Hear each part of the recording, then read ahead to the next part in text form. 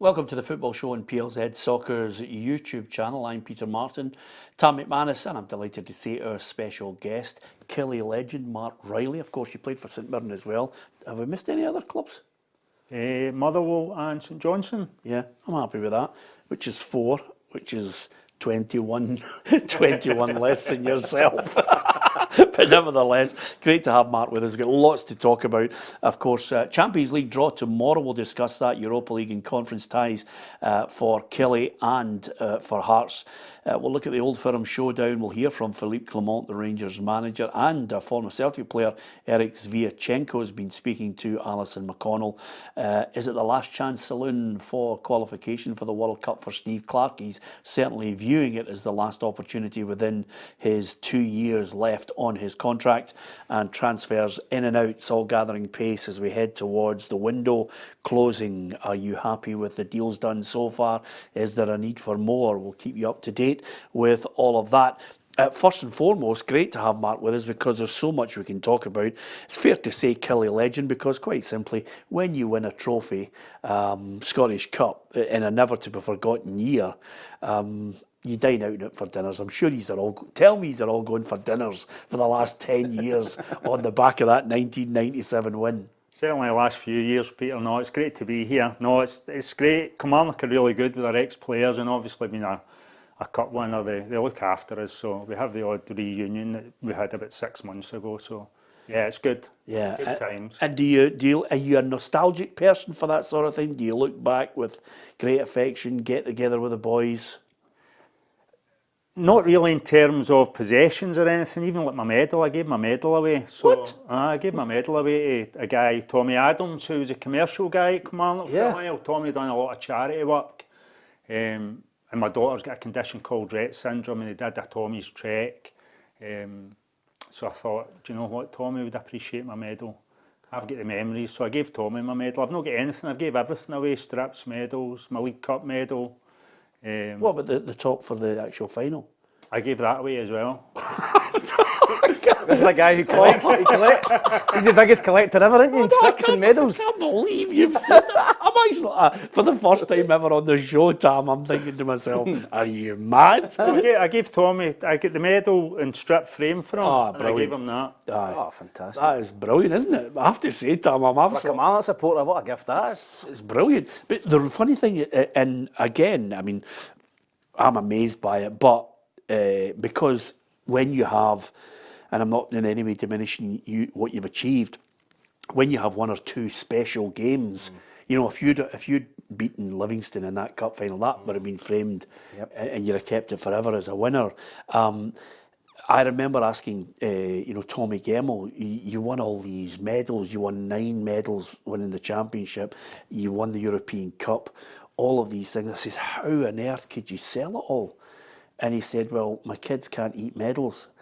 And I thought it was such an unbelievable line from Tommy, who then said, you know, exactly what you said, Mark. You'll never take away the memories. Yeah, I mean, everybody's different, Peter. But for me, you know, the memories are there. But actual possessions, I'm not really big in possessions, to be honest. Yeah. Brilliant. It's a great way to be. I wish... That's why I went to Amazon. Yeah. Do you know what, Mark? Flip-flops. I was just about to say, do you know what, Mark? I don't want to jeopardise my marriage, but I feel as if you should have married my wife because she wants to sell all my memorabilia. That's mental, isn't it? Anyway, listen, let's get into them. By the way, you mentioned there Rett syndrome. Your daughter, Dion, it's a tremendous motivation for some people. I mean, I thought it was great running 5 marathons, but you've taken it to the absolute extreme. Yeah, no, I've done a few kind of extreme events, but it's amazing seeing you've got a purpose. It really is a motivating factor. I think I started with just doing 10Ks and then moved on to 3 Peaks Challenge, 3 highest mountains in Britain in 24 hours. Signed up for an Ironman and I couldn't swim. Hadn't been on a bike since I was about 10. At that point, I hadn't run a marathon. And then I went from that to the Marathon des Sables, which is the... What is the Marathon des Sables? The Marathon des Sables it's an iconic ultra race in the ultra world. So it's 156 miles through the Sahara Desert. Self-sufficient race, so you've got to carry all your own food, your sleeping bag, etc. And they put a bivouac, which is just like a black sheet of tent type thing up you sleep in at night. So it's over like 5-6 days. And the year I did it, 2021, which happened to be it's now regarded as the toughest marathon des Sables in history. It was almost 60 degrees every day. Sadly, a French guy died in day 2. Wow. And a guy in my tent took a cardiac arrest as well and was dead for 2 minutes. Thankfully, they brought him back. So it was a pretty tough year, and there was a stomach bug ravaged the camp as well. Yeah. So virtually everybody ended up with a stomach bug. So that was pretty tough. So I went from that, completed that, and I'm just back from the Amazon jungle in June there, doing the Amazon Jungle Ultra, which is regarded as one of the world's most dangerous ultras, I think, because of the wildlife, etc., in the jungle. So 143 miles? That was about 230 kilometres, about 143 miles through over 5 days. Again, similar concept to the Marathon des Sables. It's self-sufficient, so you carry all your own food and you don't have a sleeping bag as such, just to sleep in the jungle. It was a hammock. I had a sleeping bag inside the hammock, of course, but to carry the hammock, so you just ran from point A to point B and then put your hammock up at night and between the trees. Fancy it, Tam? No, listen, no, the running part of it and the endurance stuff I probably couldn't do anyway, but actually sleeping in the jungle with snakes and panthers and tigers and all that, no way, man. By the way, if there's a moth or a spider in the house, I get my wife to go and get rid of it. By the way, I felt scared at Animal Kingdom at Disney World, and he's running For the big pythons and all that, the snakes. Oh, listen, Tam, the most dangerous animal in the jungle is officially the dog. We were getting attacked with dogs. You're running through villages. It was like spaghetti western, some of these villages. All these indigenous tribes, everybody had like what you call a street dog. Yeah. So they were territorial. They had never saw these westerners running through their land. So when we were running by through the villages or the indigenous tribes, we were getting attacked with the dog. So the dog was officially the most dangerous animal in the jungle. And obviously rabies is still prevalent in Peru.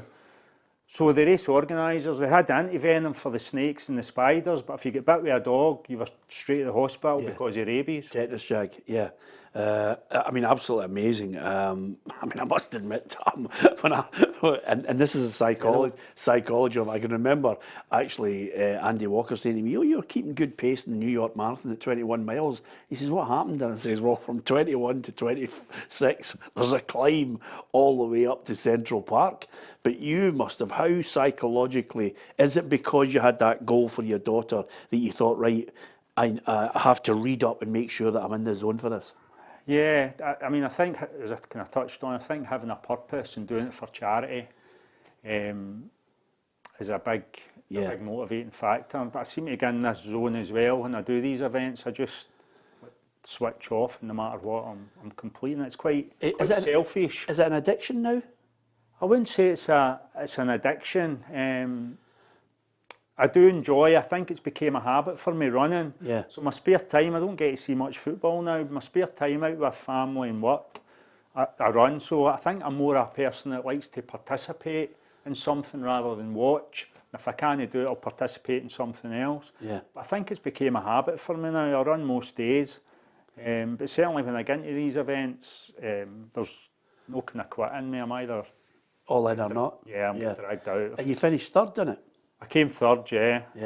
Well, listen, I know you haven't seen the two boys who beat you. We've managed to get them in from Brazil. The Kenyan and Ethiopian. Exactly. And they've got their tops framed with the medal. I can't believe you, Mark. Listen, Tam played under Bobby at Hibs, so I think he could get through the jungle, no bother. Yeah. Just out of curiosity, it's different. It's a different mentality. But with Bobby, I mean, he's an acquired taste because he's from Easterhouse. Yeah, exactly. And he's one of those guys that he could easily. He hated most of the press.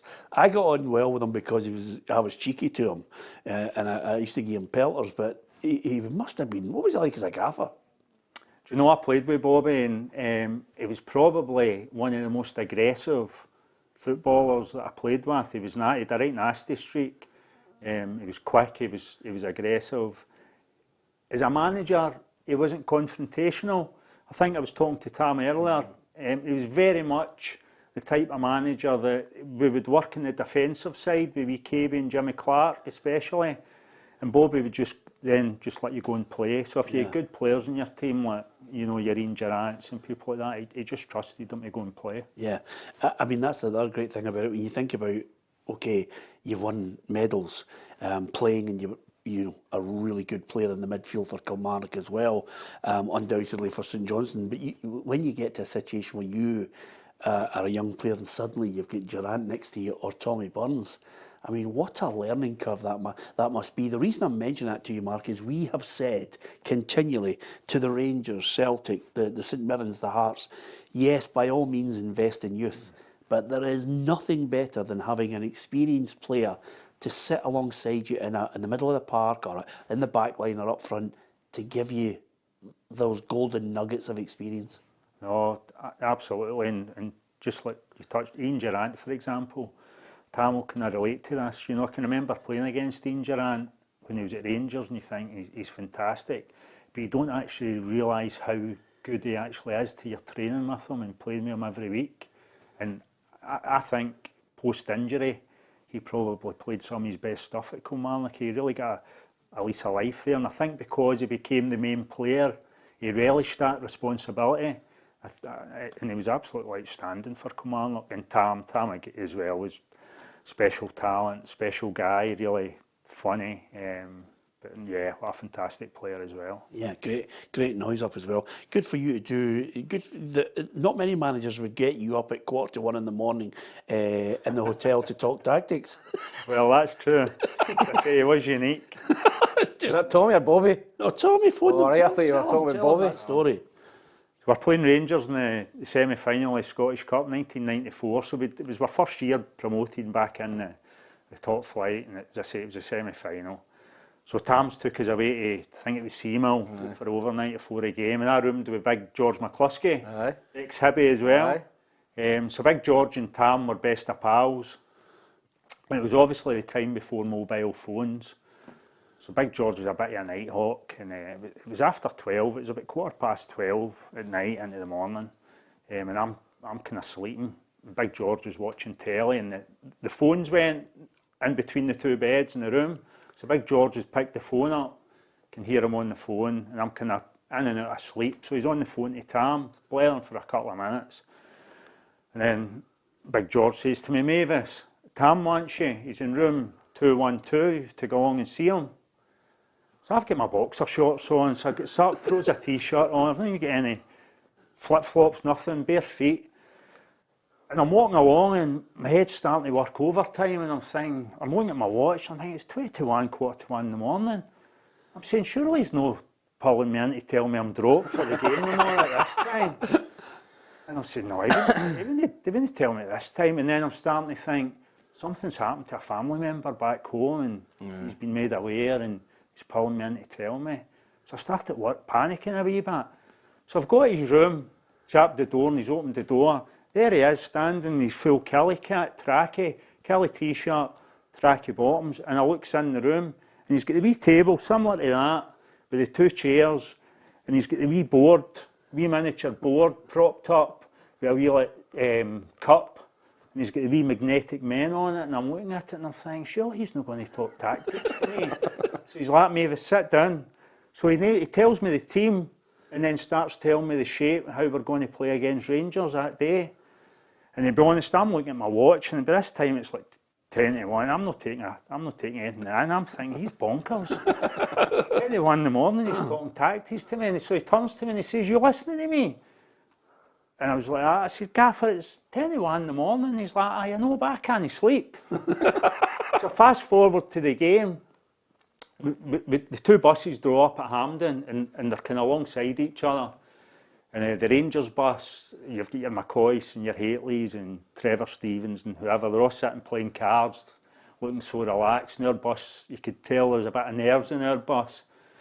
So the buses have stopped, the police have stopped the two buses, so they're kind of sitting side by side for like 5 minutes. So in between time, Tam stands up at the front of the bus and has this team talk. So it's along the lines of, "You better get there with your chest pumped out, head up, we're not here to make numbers up, we're here to win. So he's this type of team talk. Director's not in the bus, and then he sits down. I'm up the back of the bus. So he's in the front seat, and then I sees his head popping around like that, and he shouts, "Mavis, come here." So I goes down the front of the bus, he's like that, "Sit down." He said, "Listen, Rangers need to know they're in a game today." He said, he says, "In the first 5 minutes, first chance you get, I want you to smash Stuart McCall." So they know they're in a game. He says, "In fact, start a fight with him, and we'll get all the boys round you, so we're in it as a team." And he said, "But you better not do it round about the 18-yard line." He says, "Because we can't afford early doors to give a free kick away." He says, "And you better not get sent off either." He says, "We can't afford to go down to 10 men." He says, "You go on that." He says, "Run that by me." I says, "Right, so I have to smash Stuart McCall, I have to start a fight with him, I've not to do it around the 18-yard line so we don't get a free kick away, and I've not to get sent off." He went, "Magic, you've got it, away you go." That is tactics, Tom, isn't it? It's absolutely Did brilliant. you smash him? I did smash it, actually. Brilliant, brilliant. And you ended up getting pumped, didn't you? Well, we went to a replay. Yeah. It was a wee bit controversial, because I still say to this day one of the goals wasn't over the line. That would have been great for Yeah. technology. That's what it's VAR. all about, yeah. VAR back then. Absolutely. Listen, brilliant, great stories. And of course, I was just looking at your team that defeated Falkirk in the 1997 Cup final. Lekovic, Gus, Dylan Kerr, Raymond Gummery, Kevin McGowan, yourself, David Brogan, Alec Burke, Gary Holt. I see Gary from time to time, Jim McIntyre, and of course Paul Wright, who I thought was just a fantastic player. And you've got the subs, Ali Mitchell, John Henry, and Tom Brown. Who I think actually Ruffy sold to Tam Burns from Glenafton. That'd be right, yeah. Yeah, and your manager's Bobby Williamson. Great memories, fantastic. Listen, we'll talk more about that. We've got lots to try and talk about as far as games that are coming up. Give us your thoughts on not only the games coming up, but the transfer window as well. You can mention it in the comments. 2 big games, one involving Kelly. They're 2-0 down. You spoke to us last week on the importance of trying to keep it alive. They're up against it now, 2-0 down, and it was a rotten way to lose the goals. Yeah, no, I never saw the game, Peter, last week, but I think they did quite well in the game. Obviously, a kind of disputed penalty and then a late goal as well. Yeah, as I was saying to Patrick last week, you know, Copenhagen's got a fairly decent European history, and it was always going to be a tough game. I just think it's a big ask for Kelly now. I think they'll obviously need to get the first goal, an early goal. If they get that early goal and they go 1-0 up, you never know. But I do think it's a tough ask for them to get through now. I know you won't know this because obviously I know you're out in the Lanarkshire area and you're in Uddingston. The difference between Uddingston and obviously East Kilbride, as Tam will tell you, is Tam has a 50-foot satellite dish and he can get any game from anywhere in the world. And he can see it because it was mightily difficult for anyone to see that Kelly game last week. But listen, it's a game where I think even Derek McInnes himself has mentioned to everybody ahead of that match, they really need to get the crowd going, get the players to get the perfect start to cause a little bit of an upset. It's a task that we're willing to take on. We've earned the right to take a team of Copenhagen stature on. But there's no doubt we need to try and make it awful for them tomorrow. We've got to try and make it their biggest nightmare. We've got to try and make it the game go our way. To do that, we're going to need to have everybody more or less at full throttle. Yeah, I mean that is exactly what Mark was saying. But I mean, they're not the Copenhagen of old, Tam, to be perfectly honest with you. And it was an unfortunate late goal for them. So it's not beyond the realms of possibility. If you can pull something off like this, it would be one of Kelly's best results. Yeah, it would be, unless they've won a great run, you know, beating Tromsø in the last round. I don't think a lot of people expect them to go and beat them away from home, particularly after drawing the first leg at home. So, you know, Mark's right. If you get the early goal, you never know. You know, you could get the whole crowd, there'd be a big crowd there, it'd be a sellout. I would think it'd be a sellout there. And if you can get that early goal, you never know how Copenhagen react to that. But you're saying they're not the team of old. They won the Champions League, I think, 2 years ago. I remember them beating Man United. So they've got a good pedigree in Europe, and they're usually in the group stages of one of the tournaments, whether that's the Champions League or the Europa League. So big ask. I think Kilmarnock are massive underdogs, but if you get the first goal and you get the fans behind you, you never know on the night. Prediction?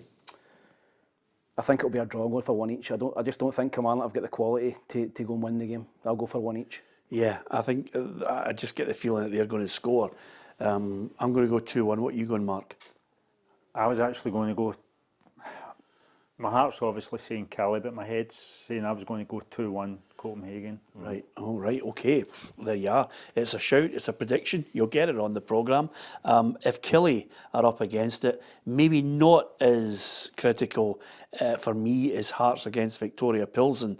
The only caveat I would put in there, Tam, is quite simply Hearts can't buy a win at the moment. I mean, I thought they were better than Plzeň. I thought they deserved a 0-0 over there. Yeah, I watched that game as well, Peter, and I thought that Hearts for 90 plus minutes totally matched Plzeň. I was disappointed in Plzeň. I think again they're a club with a good pedigree, been in the Champions League group stages in recent years. I thought Hearts defended really well. Shankland missed a couple of good chances. To go 1-0 up was a different game. A sucker punch at the end, to lose a goal in the 95th minute was a sucker punch, but they're still in the tie. The problem for me is Hearts are not in good form at the minute. They've not. I mean, you can write through pre-season. They're hammered with Spurs. They got them down to Fleetwood. They get beat. They've not won a game yet, and that the confidence must be low. Lawrence Shankland, I believe, is a doubt as well with injury, which would be a huge blow. But again, Tynecastle, maybe will tell you, tough place to go. Great atmosphere there, and big European nights. If Hearts get the early goal, I would fancy them to go and win the game, but they're just not playing well enough for me at the minute. And again, I think they might draw the game and go out. Team news always important. Patrick Mullen was there at the Ori. In fact, I think he was at Tynecastle to speak to Stevie Naismith today. Hearts are preparing to take on Viktoria Plzeň here at Tynecastle Park tomorrow night in what is set to be a crucial game in Stephen Naismith's tenure here at Hearts. They're still looking for their first victory of the season, and Stephen Naismith understands the pressure and the criticism that has come with that form. When you're not winning games, there's going to be criticism. I think it's something, and especially being at a club the size of Hearts, continuously go on about the demand. If you don't win games, you'll be criticised, and that's the case. As I've said before in the past, I'm comfortable with that. But I think we have got a good group of players that can be successful. We need to cut out their soft goals and probably take more of our chances that we've created. The big news today, though, is that Lawrence Shankland is a doubt for the game tomorrow night. He sustained a knee injury in their defeat against Motherwell on the weekend, but Stephen Naismith has insisted that they will leave it as late as possible to see if he could play. From the weekend, Shanks has got a wee ache in his knee, just a contact injury, so we'll see how that one is. We'll wait and see. But the quick turnaround for the games, there's not much training. We'll give it as long as possible and we'll see how he is tomorrow. It's Hearts versus Viktoria Plzeň here at Tynecastle Park. Kick-off is at 7:45 on Thursday night. Okay, I'm going to be optimistic. I'm going to go 2-0 Hearts. As Tam touched on, Tynecastle, great atmosphere, but again, similar to Kilmarnock, not in great form. I'm going to go Hearts to lose 1-0. One each for me, Peter. But I mean, they're guaranteed the group stage football and Conference League anyway, so they should just go out and give it everything tonight, knowing they've got that safety net of they're still going to be in Europe. So, but I think one each. I think Plzeň will just nick through. Yeah, okay. Okay, I'm the only optimistic one in the... No, to Mark, yeah, everybody getting battered. We need to get to that jungle.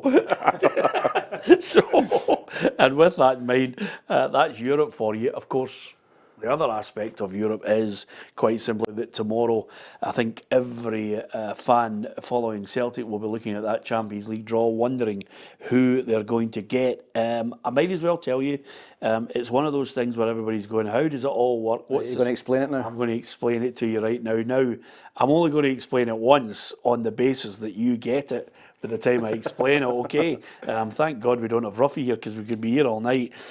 But here's the drill, Mark, if you can follow this. It's guaranteed 8 games. So teams will be placed in 4 pots, and it's according to your seeding and your coefficient. So each team will then face 2 teams from each pot. So you're guaranteed those 8 games against the 2 from pot 1, the 2 from pot 2. You don't play all the teams that's in your pot? You don't play all it, right? So over and above that, once they pull them out, the UEFA software will decide the 8 opponents. So your ball's automatically pulled out. They go, there's your name. We're going to now, the software will pick 2 from each pot for you, and the software will also determine home and away on this.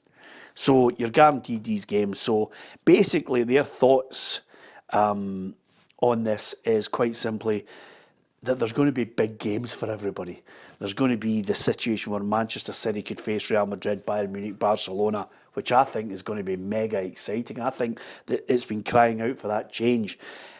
The software apparently stops teams playing rivals from their own country and means each team can play 2 clubs from any one country, which is quite interesting as well. UEFA says a computer system plans ahead, so it will ensure no teams further down the line get drawn against teams they cannot face. So, so it's all computerised? It's all computerised, all an algorithm. They'll work it out, but you're getting... Basically, what's happening there, Mark, is Celtic are going to get 8 absolutely humdinger games. Yeah. And that creates its problem, because if anything, the fans are absolutely at this point looking and thinking, well, are they any better than they were last season to face the quality that they're going to come up against? I think that's a big thing, Peter, isn't it? I think Celtic in Europe in recent times have been so disappointing, and I think they really need to improve and do better in Europe. I think the fans will be looking for that this year. I think the manager will be looking for that this year. And I think it is important for the club that they try and progress a bit in Europe, and compared to previous years where, as I say, they've been so disappointing. Yeah, I mean, that's the key element here, Tam, because when you look at it, the fans are now saying, the clock's ticking, they're heading towards the window, and it's late show. Engels, they're trying to get him over the line at 10 million. They've already paid 9 million, and some say too much for Ida. They've got Bernardo, they've got a 20-year-old from the Barcelona Academy who's come in today. So suddenly Alec Valle joins the likes of Schmeichel, Bernardo and Ida. But I think they're looking for more. Yeah, I think they've got to be looking for players in the forward areas, Peter. I think they're needing possibly another striker, another wide player. Engels is obviously a wide player from Augsburg. They've been linked with several players. They've been linked with the lad from LAFC and MLS, the Polish guy who plays kind of as a second striker. So I still believe that Celtic will get 3 or 4 in before the window closes. I think they'll be working hard to get players in. They needed cover for left back, and Greg Taylor's been superb since coming in from Kilmarnock. Been a great signing.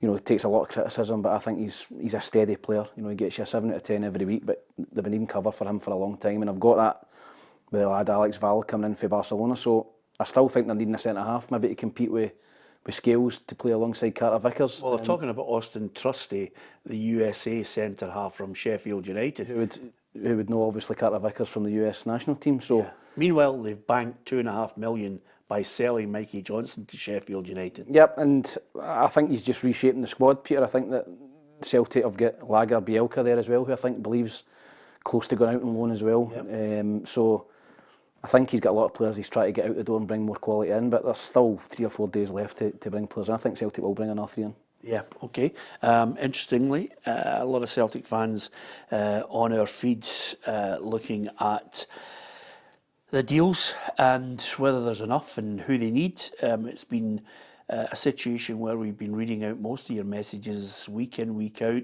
wondering when those players are going to actually trap for Celtic and whether they can get a good record, which I think if you look at the record over the last 2 decades in European football, it's woeful. And I think a lot of Celtic fans are looking for, yes, signings, but they're looking for an improvement and trying to get at least maybe 2 or 3 half-decent results, take a couple of scalps, which, as Mark alluded to, just hasn't happened. No, it hasn't, and you know, you're used to the Martin O'Neill. That's probably when myself and Mark were playing against Celtic when they were superb. You know, superb in Europe in the Champions League group stages. But there was a different era. They were paying big money. You know, Larssons and Suttons and Hartsons and Stilian Petrovs. You know, signed Paul Lambert, who was a European Cup winner. So they're a really, really strong Celtic team and Rangers back then.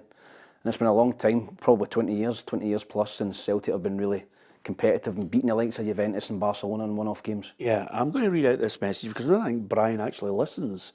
Brian says, Peter, once again, anti-Celtic, always looking for the negatives. I don't know how you can possibly, unless you have been in the Amazon jungle just running behind Mark. I just don't get it, Tam. I mean, Brian's, probably of that group of Celtic fans who won't hear anything. As you get at lots of clubs, you won't hear any criticism of their team. The record in Europe's abysmal.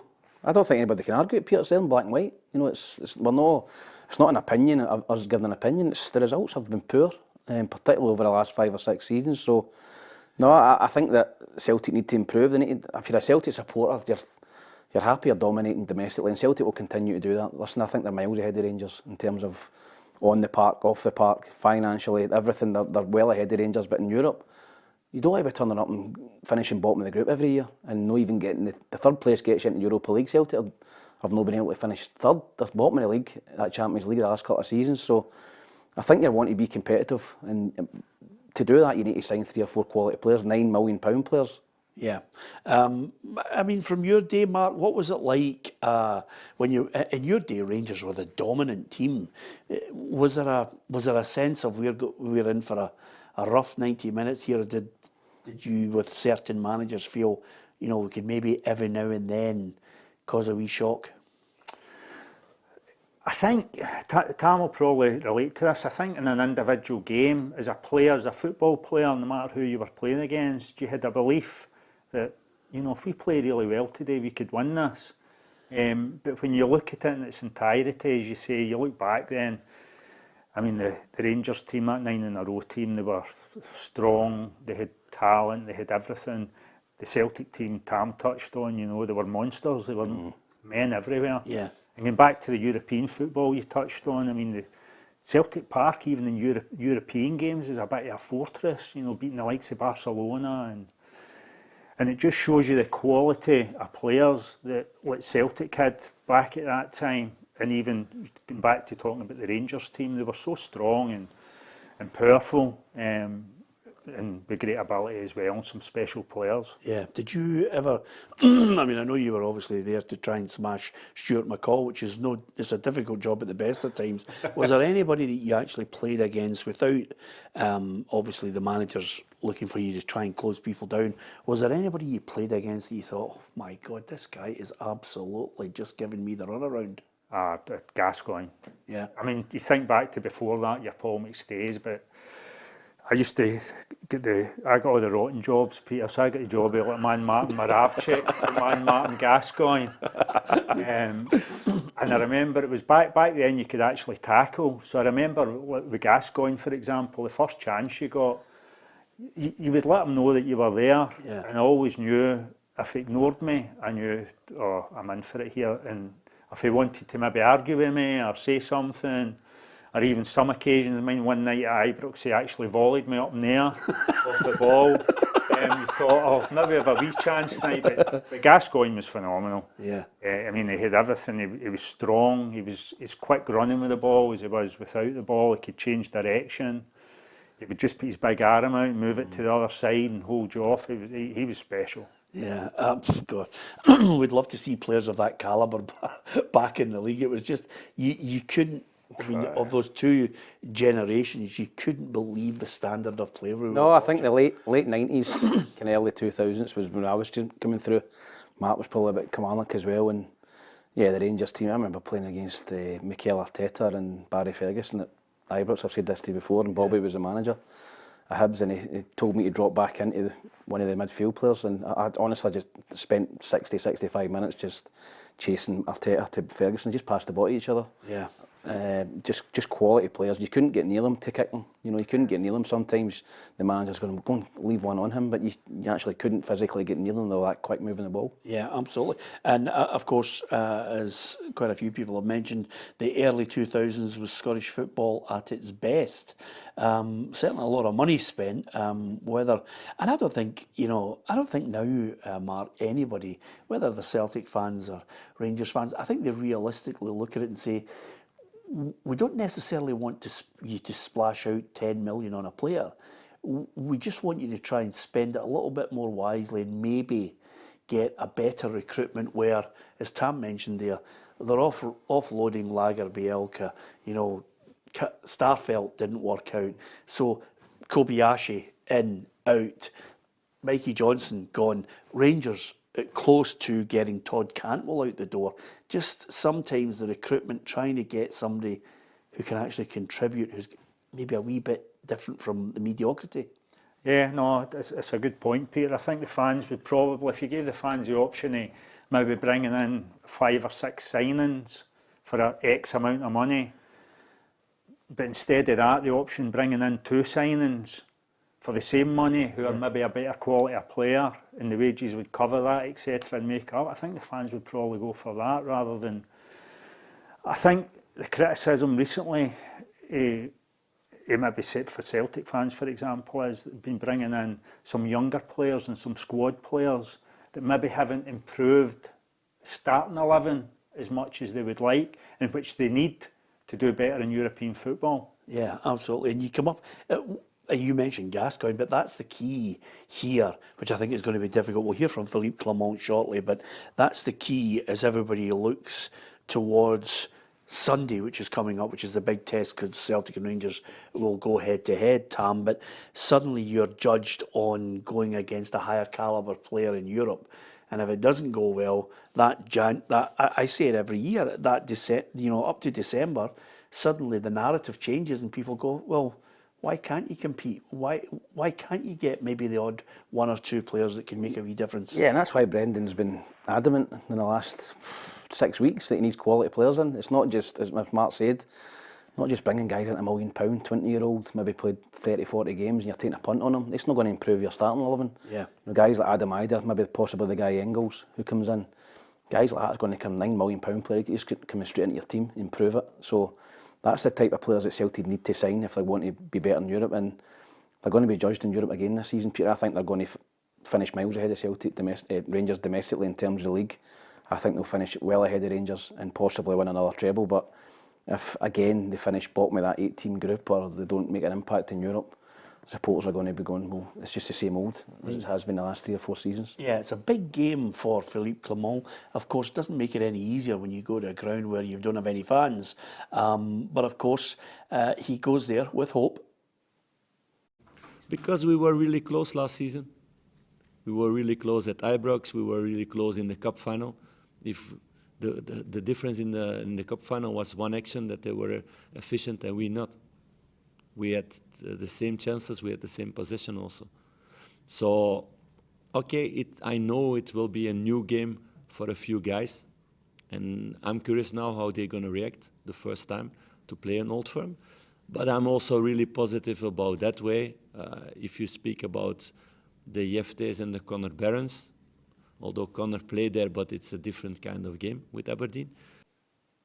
Yeah, it's going to be a different kind of game, and going into Celtic Park, I suppose the manager's got to try, and this is where psychology with footballers is key, you've got to try and convince the players, look, the cup final, there was a fine margin.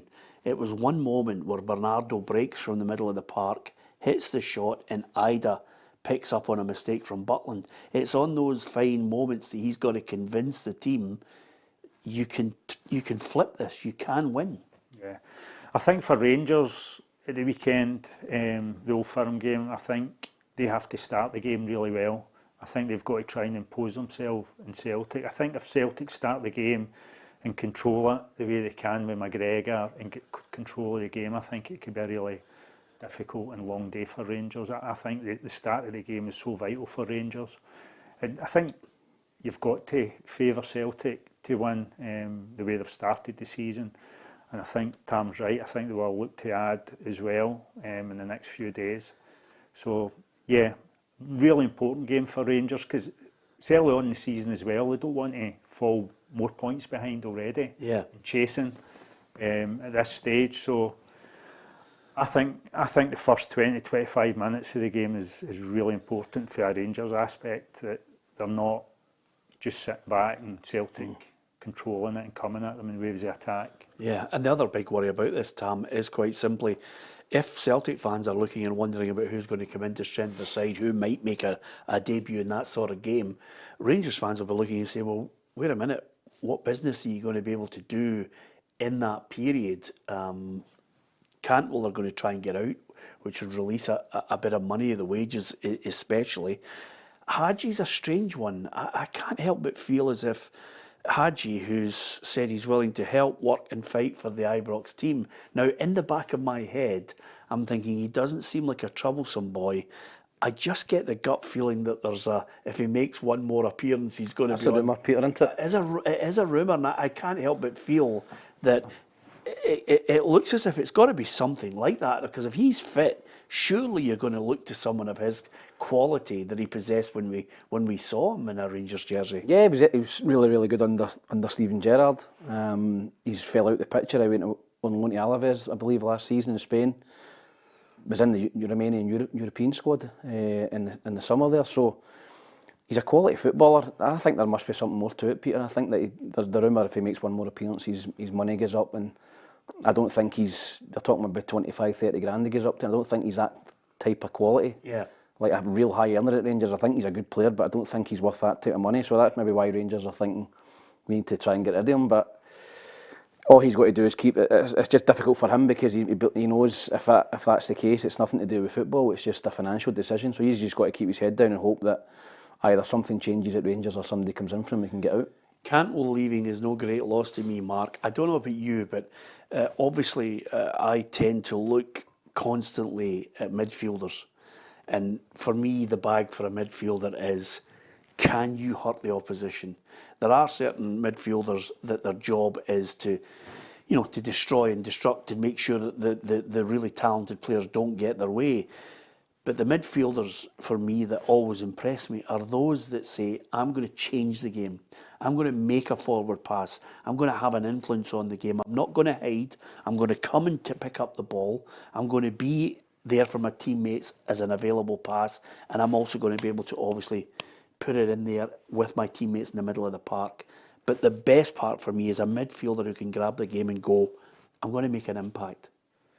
Yeah, no, I think under Steven Gerrard, when Rangers won the league, stopped 10 in a row, I think they'd have been looking to keep going and try and keep slightly improving. I think they've probably stagnated a bit and probably their recruitment's maybe not been, fair to say, not been great. Yeah. And they don't look like a club that's improving, whereas Celtic struggled a bit slightly and then kicked on under Ange, and then you can just, as Tam says, I can only see them getting stronger. Yeah. And I think it's a really difficult time for Rangers. Was there a midfielder that you played with that you thought, I mean, I know you obviously said you had that role where you were the unfortunate man marker, but was there somebody that you played alongside at any of your clubs that you thought, this is a joy because he is just like a Rolls Royce? I would say Ian Durrant was phenomenal. He was maybe the most talented I played with. But my favourite teammate, I would probably have to say, was Ali Mitchell. Ali Mitchell was phenomenal. You got 100% of him every day at training, every game. He was probably like a poor man's Roy Keane. Yeah. He could do everything. He'll be happy with that up in a frame. Poor man's Roy Keane. Mark Reilly picture. I mean, he wasn't lightning quick. Yeah. He was quick enough to get by people. He was strong. He was fit. He scored goals. I think he scored a winner at Ibrox, did he not? He did. He was a great player for Kilmarnock. Yeah. What made him... Coquard, remember him, Philippe Clement, the French guy? Coquard had, again, fantastic ability. Great player, great technical player when he could be bothered. Yeah. There's a great line, isn't it? One of my favourite Killie players of what I call not the regulars, the legends like yourself and other players who have got longevity. One of my favourite players in the short term, and I built my whole game around him, Tam, was Eremenko. A complete lack of movement, but could hit a 40, 50-yard pass onto somebody's toe. Yeah. I mean, guys like that, you say to yourself, with that much ability, why don't you just realise your I was full it'd be the potential? same with Russell. I probably played against Russell Latterby. He's a great player as well. Russell was just never really tried a leg, really in training or anything. Just didn't bother about running. And then on a Saturday he was Fantastic ability. unbelievable. Like I remember, he turned out. He was the best drunk player I've ever seen. Like, did you see him? I remember one time I was injured at the time. It was at 3 a.m. and I was waiting outside to pick a friend up outside this nightclub. I love the way he dances around it, Mark. So I come out and I see Russell Latterby basically getting held up with this lassie and steaming, and I'm thinking we're training at 10 o'clock. So anyway, I was injured and I was in the early doors and I seen 1 minute to 10, Russell comes in, he still got the same gear on, head on, right? It's always not been him. And I'm thinking, so I goes out to watch training, I'm like, wee Russell be honking here. And he was honking a drink, and he was out, and he was still the best player in the park. I remember McLeish was giving him abuse, "Can you out last night and all that?" No, gaffer.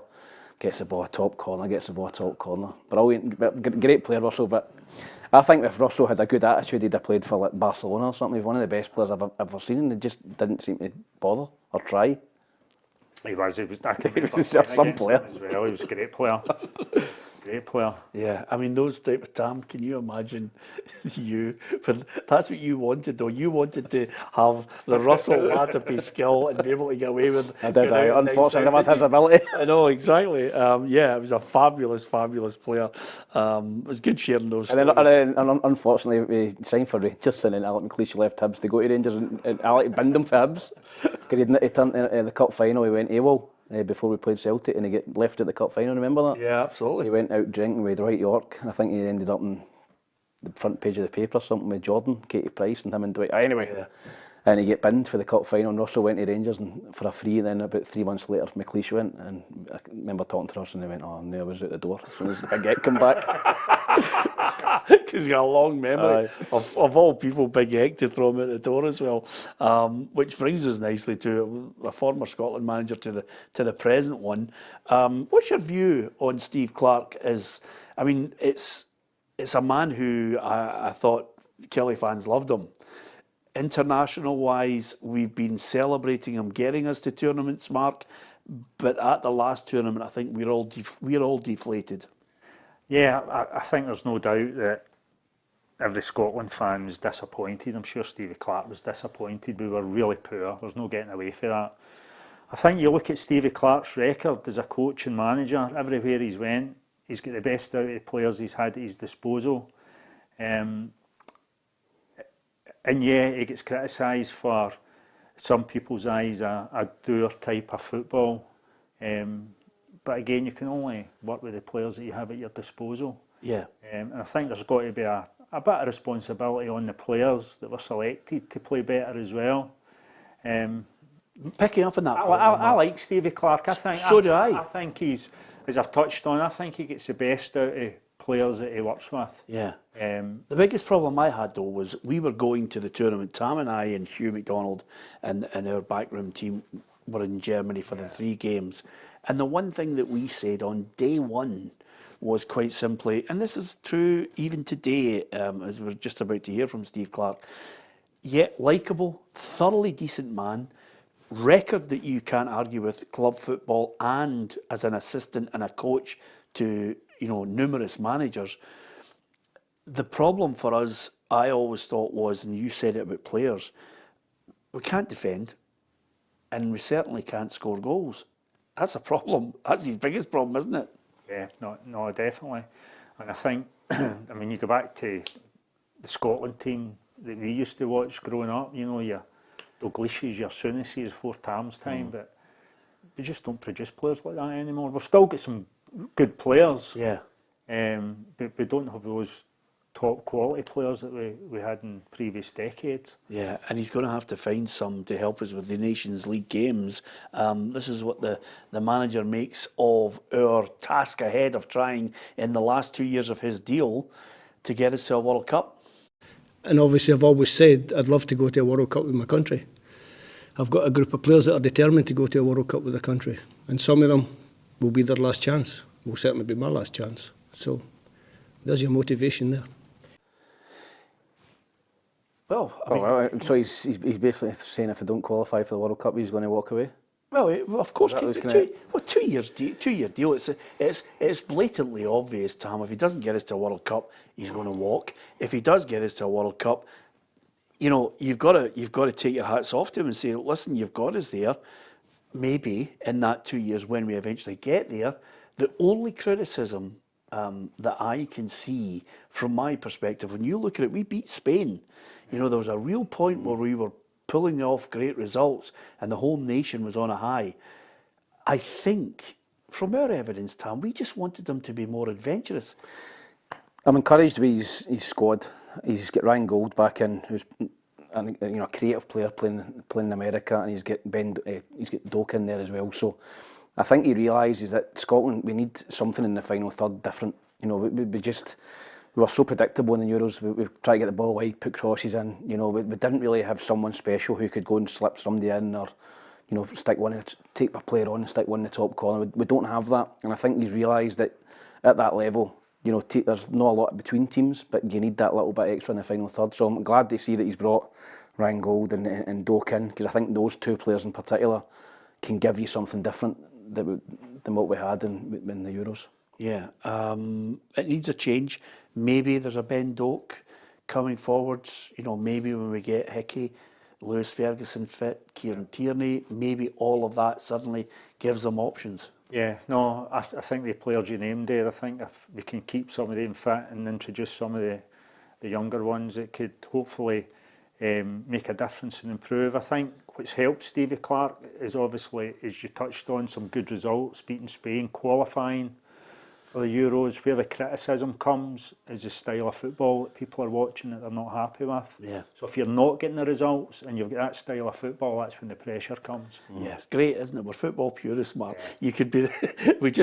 Since the last 20 years, since Barcelona, and we watched that type of football. I can remember being at a game down at Rugby Park. I think Mixu was the manager, and they were rolling the ball out to the left back, and then all you could see was the opposition going woof, right forward, high press, and I'm thinking, that's okay if you're rolling the ball out to Abidal and Xavi and Iniesta are giving you an option, but no. Everybody wants to play like that, Peter, but if you've not got the players to play like that, you can't play like that. I mean, every coach would want to play, you know, through the thirds and in between the lines and picking the ball up and playing through the back four. But if you've not got the players to do that, Peter, you've got to play to your strengths. And if that your strengths is getting in the channels, that Bobby Williamson used to always do. You know, you play it up to Mixu and he'd flick it onto me, and that was probably the same at Kilmarnock. But Bobby was simple, you know, and that's the way he wanted to play, and it was effective at times. Yeah, absolutely. I always think though that the great players, Mark, the ones who are technically gifted, their automatic thought is not, am I going to control the ball? Their automatic thought is, where is everybody in the park? My vision here, I can make that move, I can make that pass. If you're technically gifted, you're not thinking about how am I going to touch this, control it. Yeah, no, Tam touched on it earlier, talking about playing against Barry Ferguson and Arteta. I think if you're an average midfield player, or not even as good as that, like somebody like me, you maybe wait till you get the ball and then you think, what am I going to do now? Yes. Whereas they guys already know before they've received the ball what they're going to do a lot of the time. Yeah. They're just a step ahead. Yeah, they're a joy to watch. And two guys you mentioned there, Barry was, God, we'd kill for a Barry Ferguson in the middle of the park now. Yeah, Barry was one of the best midfielders that I played against. I thought he was a fantastic footballer. Yeah, absolutely. Listen, thanks to so many people. I've got to read out some, Tam, because sometimes I do have a smile at some of the messages. Don't worry, they're not caning you. I've got to read out D67, who says, Peter Starfelt was great.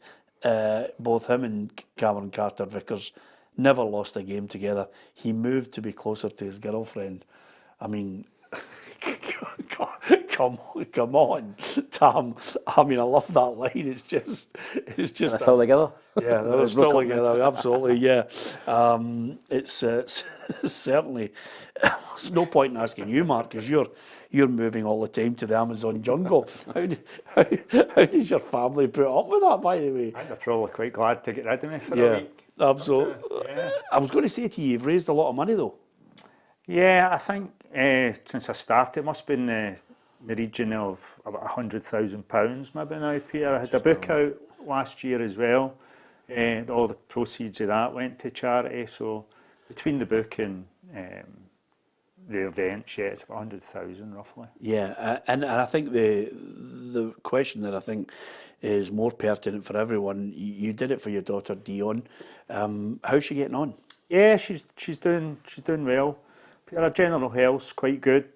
Part of the condition is seizures, so recently she's been taking quite a few seizures, been in and out of hospital, but no, she's doing okay. Yeah. Thanks. The syndrome, Rett syndrome, is your money helps. Other people you've obviously helped by raising the awareness, which I think is to your eternal credit. What's the prognosis from the medical side of things as to try and help this, alleviate any symptoms or help her long term? Yeah, the charity that I raise for is Reverse Rett. Because it's a rare condition, there's no lottery or government funding towards it, so it is purely private donations. So the money goes towards research to try and find a cure, but also clinical trials to try and help people who are currently suffering with it to make their lives better, to be honest. So they're now kind of trialling gene therapy as well to try and replace the faulty gene. So there is a lot of ongoing work going on. They did reverse the condition in the lab in 2007, and they reckon it could be the first curable neurological condition that might help with Alzheimer's, etc. going forward. So wow. They're still obviously a bit away from that, but yeah, there's no cure for it, the condition as it is just now, but so hopefully in the future that will change. Yeah, absolutely. Magnificent. Well, listen, more power to you. I think it's a tremendous achievement. As you said, having a purpose drives you on, but just being able to raise that sort of money to help the charity, to let people be aware of it, I think you deserve tremendous credit. We're not going to let you go because we know we're down to the last few minutes. We're not going to let you go without picking. You've got 5 players to pick for your 5-a-sides that you've played with. Yeah, who would you take in the trenches with you? Goalkeeper first. Goalkeeper. I would go for 5-a-sides. I was going to go for Gordon Marshall. Yeah. He was a great pro, great organiser, talker. Struggled with his knees a wee bit. Yeah. Towards the end. Do you know what? I'll just go with Gordon Marshall. Thank God for that, Mark. I'll tell you why. Because Marsh and I are pals, and I was just about to go, Marsh, you're out of his 5s. Some mate him. That's good. By the way, the worst dresser I've ever seen in my life. I mean, his gear is a mile out, but he's in. Wow. So there's your goalie. What are you going for? Are you going for tiki-taka or let's cement the other 4 players we're playing against? I'm going to jump to my striker. So I'm going to go with wee Bunyan, wee Paul Wright, because 5-a-sides, don't need to run a bit too much. He wasn't the most mobile, but great finisher, left foot, right foot. So I'll go with him up front. He can just stand and not move too much.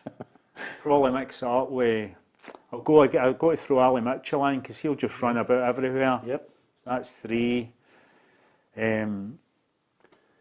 Durrant. Brilliant. That's 4. Yep.